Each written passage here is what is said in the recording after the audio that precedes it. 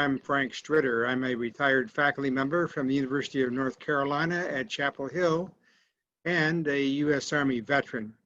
Since retiring from active teaching, I've started to study and develop presentations on famous people in American military history. And today I have another one for you. Before we get started, I want to thank you all for attending, and I also want to thank my grandson, Sam Reynolds, who's doing all the technical work for me on these presentations. Have you heard of Amelia Earhart? She was a well-known female pilot in the 1930s. She was lost, but she did set lots of records. Tonight, I'm going to tell you the story of another American woman who also made a unique contribution to the role of American women in military flying.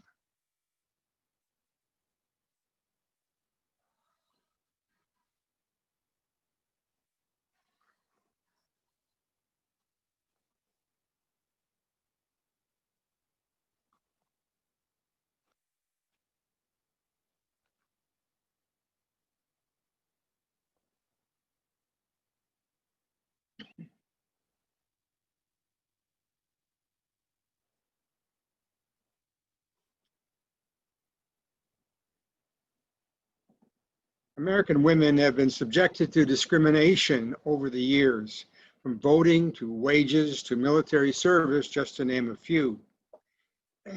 Service in World War II was one more example. Approximately 350,000 American women did serve during the war in a variety of supportive capacities, mostly as nurses, clerks, and vehicle drivers. Another small group wanted to be included in that number, but were summarily rejected by the U.S. military. They were pilots who wanted to serve in the Army Air Corps. In this presentation, we will look at Jackie Cochran, an American pilot who played a significant role in just how that issue was summarily ultimately resolved. Cochran had been interested in flying from an early age. In the early 1930s, her husband, Floyd Olam, advised her to get your pilot's license. In the year they met, the two made a wager. If Cochran could earn her license within 3 weeks, Olam would pay the $495 tuition fee. Cochran won the bet. In the same era as Amelia Earhart, Cochran became one of a small number of female pilots that found both success and considerable fame in the 1930s. Cochran participated in air races, opening once male-only events to women. In 1935, Cochran entered her first Bendix Transcontinental Air Race, a race that was to aviators what the Kentucky Derby is to horse breeders. And although she successfully completed the race, she did not win it. Cochran continued to compete in the Bendix, finishing third in 1937 and then winning it in 1938. After flying from Burbank, California to Cleveland, Ohio in 8 hours and 10 minutes to win it, she jumped back in her plane to fly on to New Jersey to set a women's transcontinental record of 10 hours and 7 minutes. In 1939, on the day after Germany invaded Poland, Cochran began to consider the possibility of America becoming involved in the war and the possible future use of a skilled asset, female pilots, to fly some of America's military aircraft. Cochran was very patriotic, motivating her to write First Lady Eleanor Roosevelt to propose starting a women's flying component of the Army Air Corps.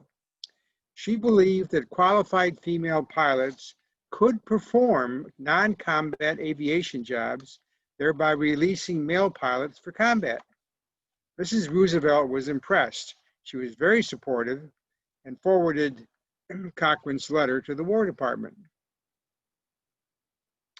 In 1940, another well-known female pilot, Nancy Love, wrote the ferrying division of the Army Air Corps with a similar proposal.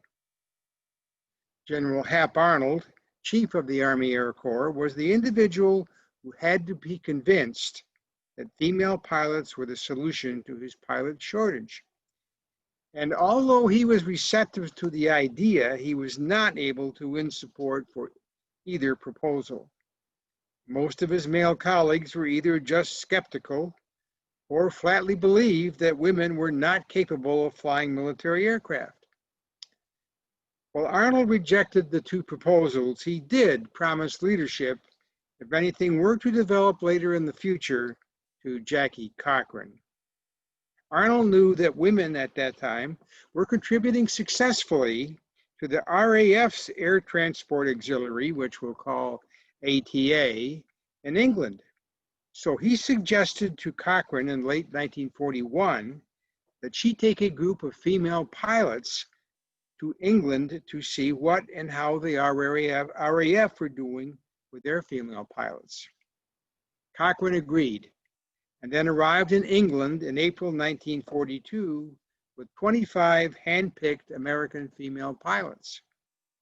They volunteered for duty in the ATA and then joined their British female counterparts in the RAF's ATA in ferrying all types of aircraft, fighters, bombers, transports, and trainers around the British Isles in a variety of non-combat roles, but in combat-like conditions. Thus, they became the first American women to fly military aircraft. Cochran's American women pilots displayed skill and fortitude, earning the respect of all they encountered. Cochran was commissioned as a wing commander in the RAF. On 17 June 1941, Cochran ferried a Hudson bomber for the ATA from Montreal to Breswick, Scotland, becoming the first woman to fly a bomber across the ocean, delivering it from its point of manufacture to its point of use with the RAF. The male pilots in the ATA were furious that a woman would be allowed to do so, but to no avail. It had been done. Cochran's ATA experience convinced her that female pilots could be trained to do much more than ferrying.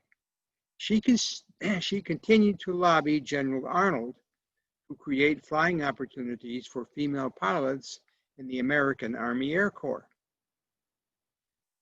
By September 1942, the mood about female pilots in the Air Corps had changed, as the need for male pilots flying in combat had increased. A pilot shortage existed, and the battle allowing female pilots to fly in supportive roles was on the verge of being won. On 14 December, General Arnold finally approved a program to train a large group of women to serve as pilots in non-combat situations, but not as members of the Air Corps. That program was placed under Cochran's direction and named the Women's Flying Detachment, or WFTD. A lot of letters here, but there's only going to be one important one that I want you to remember, and I'll get to that in a few minutes. The leaders of the Army Transport Command also remembered Nancy Love's proposal, you may remember her from before, and hired her to recruit 25 qualified female pilots that would help the Army's ferrying division ferry military aircraft. Love's women pilots were called the Women's Auxiliary Ferrying Squadron, or WAFS. Once again, I said, don't worry about the letters. On 5 August 1943, General Arnold merged those two groups, the WAFS and the WFTD, into the Women's Air Force Service Pilots, or WASP, WASP. Now, those are the important letters that I do want you to remember, WASP. He appointed Cochran to be the overall director of WASP and Love to be the head of the WASP ferrying division. So he gave both women something that they could use. As director of the WASP, Cochran developed and located her training program at Avenger Field in Sweetwater, Texas, which is about 2 hours west of Dallas. There she trained 1,074 female pilots from August 1973 to December 1944.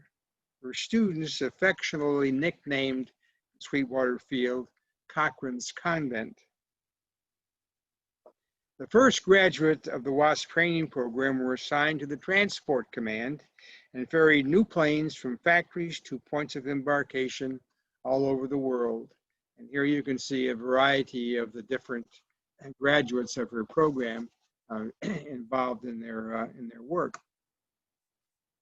Eventually, the Transport Command did not have room for all the graduating female pilots.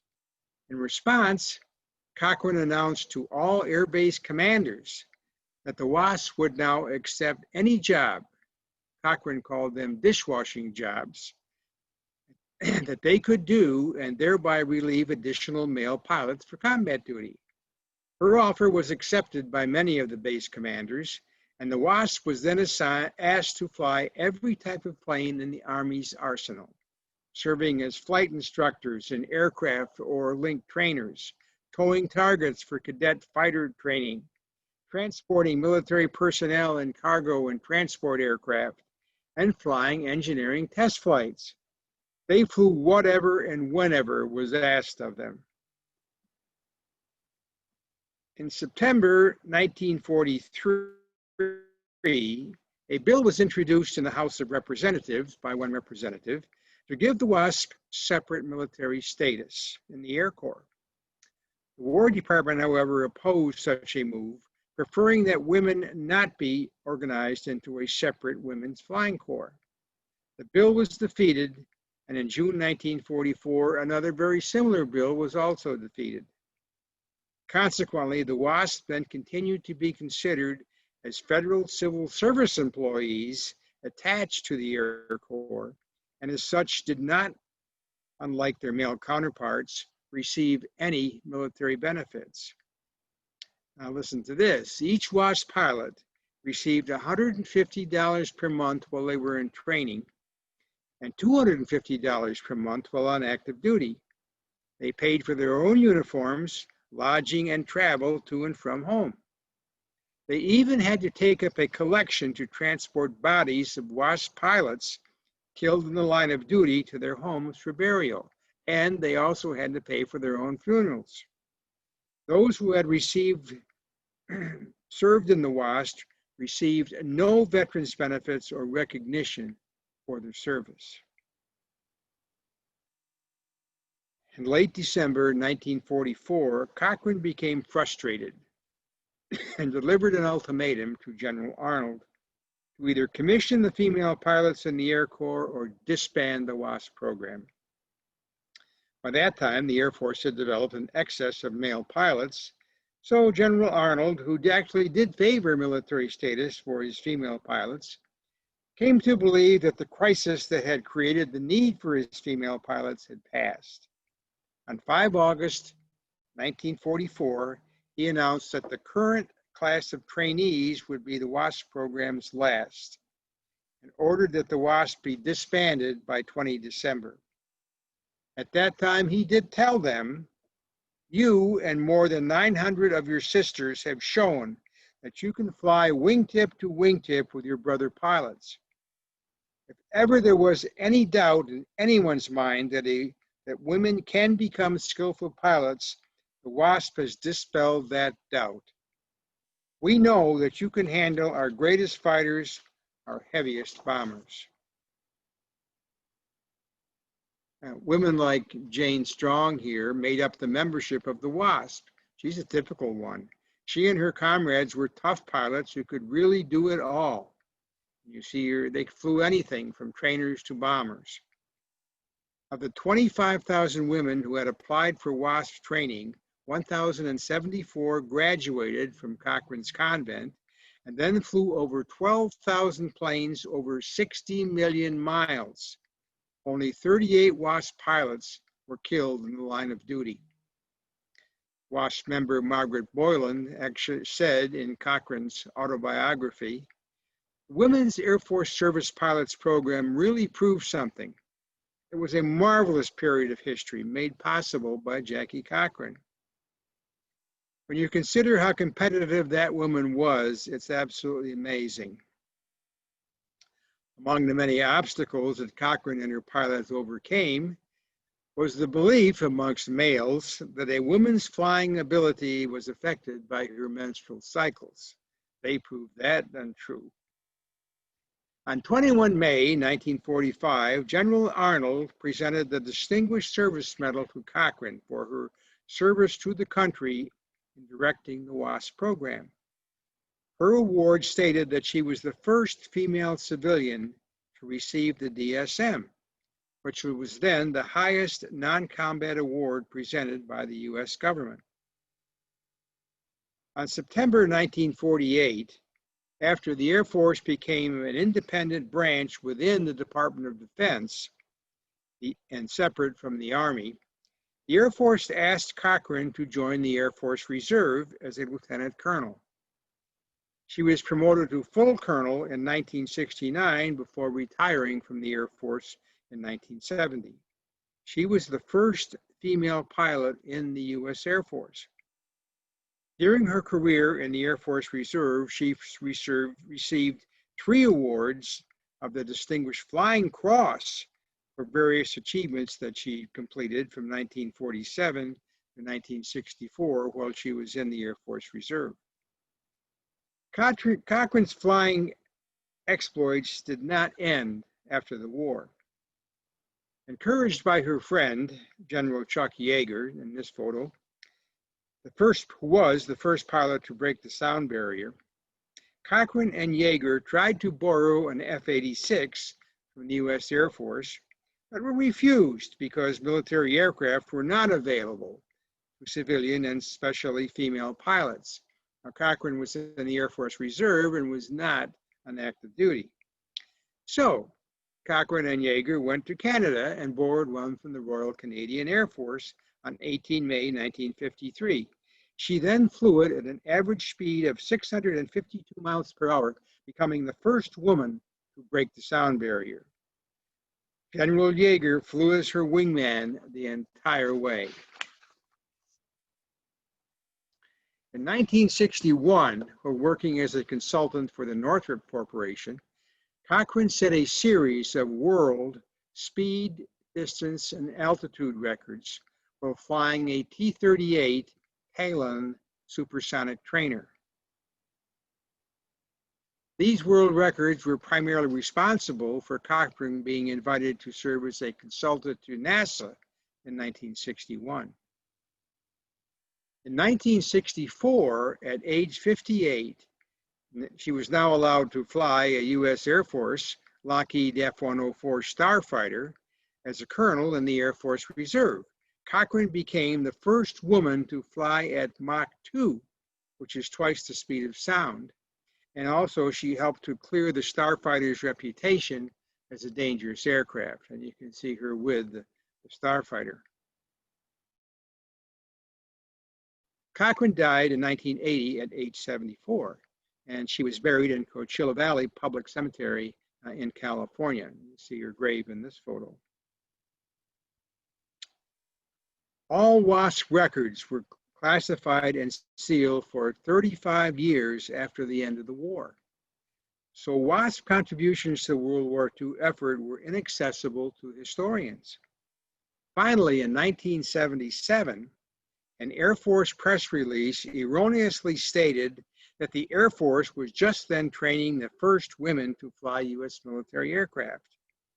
Survivors of the WASP had had enough and then forced the release of their records as they knew that the Air Force press release was wrong. The WASP had in fact trained women to fly U.S. military aircraft 35 years before that time. This time, WASP survivors successfully lobbied Congress with the support of Senator Barry Goldwater, who had flown with the WASP in World War II.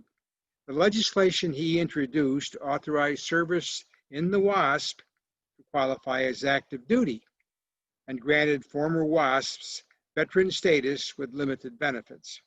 The bill passed and was signed by President Carter. Surviving WASP pilots were not, however, invited to the signing ceremony at the White House, an unfortunate oversight.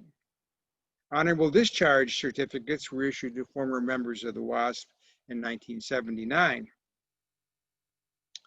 In 1984, the Department of Defense awarded anyone who had served in the WASP the World War II Victory Medal, and those who had served for more than 1 year were also awarded the American Campaign Medal, 40 years after their service ended. The Air Force caught up in 1976 and admitted women to its pilot training program, but there was a catch. Their flying was to be limited to non-combat missions. Female military pilots would not be flying combat missions, at least not yet. Although the military finally trained military pilots, female military pilots, the service still played games with gender quotas, pilot slots, combat exclusion laws, and the types of aircraft women could fly. From 1976 to 1993, female pilots were kept out of the cockpits of combat aircraft in actual combat. Even though women aviators flew during Panama, Grenada, and Desert Storm, their presence was somehow excluded from combat records. Not until 1993 were women officially allowed to fly combat aircraft. At long last, the survivors of the WASP were awarded the Congressional Gold Medal by President Obama and the U.S. Congress in 2010. Only 250 of the original 1,074 WASP pilots, accompanied by women airmen on active duty at the time, were still living to receive the medals at a White House ceremony. By employing the same perseverance as the WASP, and armed with the WASP record and the law, military women pilots now serve full careers and have achieved leadership command and flag officer positions.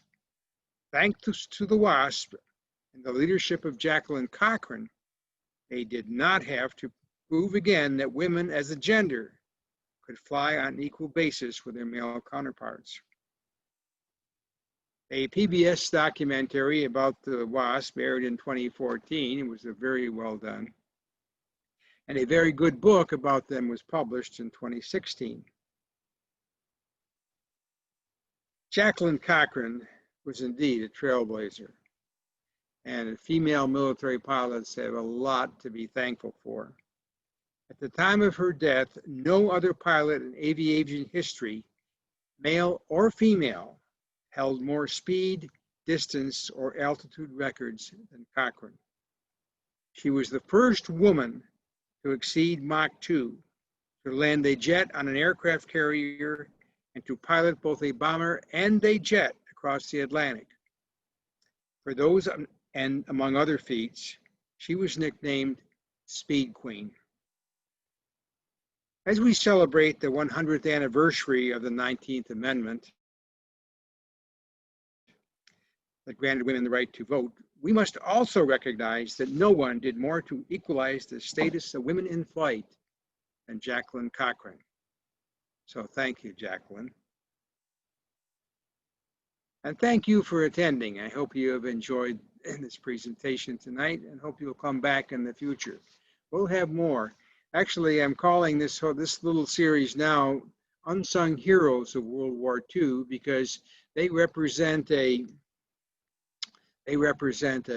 series of individuals and groups that were discriminated against in World War II. And I think you will agree that the female pilots were definitely discriminated against. So thank you, and please come back.